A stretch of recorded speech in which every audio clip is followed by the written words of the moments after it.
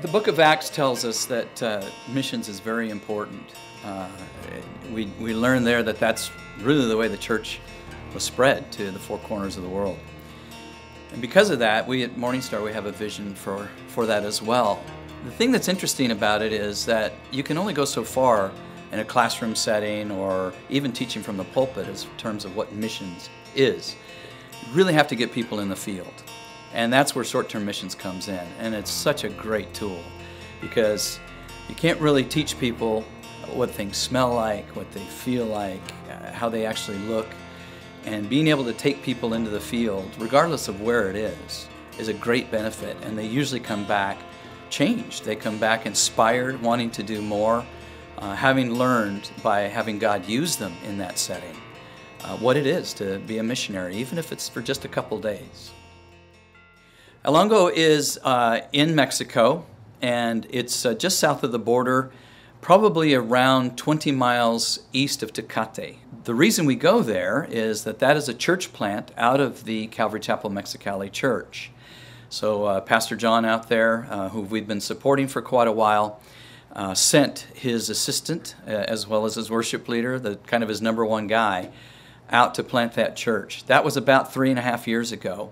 They've been thriving since and now have a church body of somewhere between 50 and 70 people.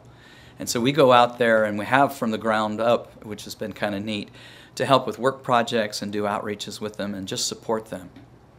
Typically when we go down, we leave on a Thursday evening and we stay through Saturday night. So it's a very quick trip, but a great opportunity to be able to get a taste for missions.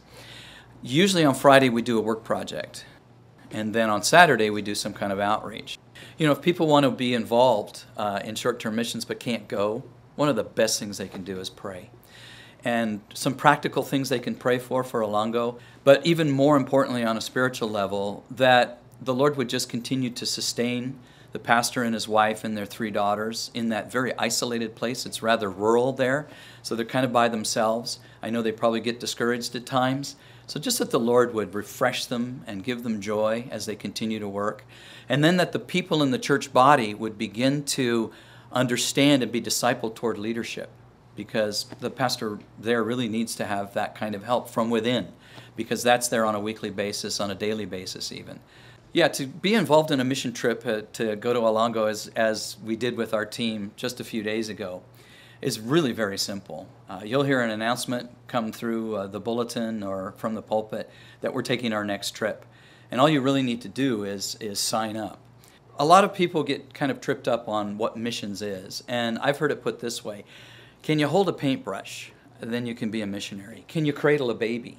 You can be a missionary. Can you play a fun game with kids? You can be a missionary. Can you sit down and share a meal with someone and in the process of that be able to show the love of Christ, maybe even with a language barrier there, by simply being there and appreciating the fellowship you can have with other people. And you can be a missionary. So it really is simple to be part of the team.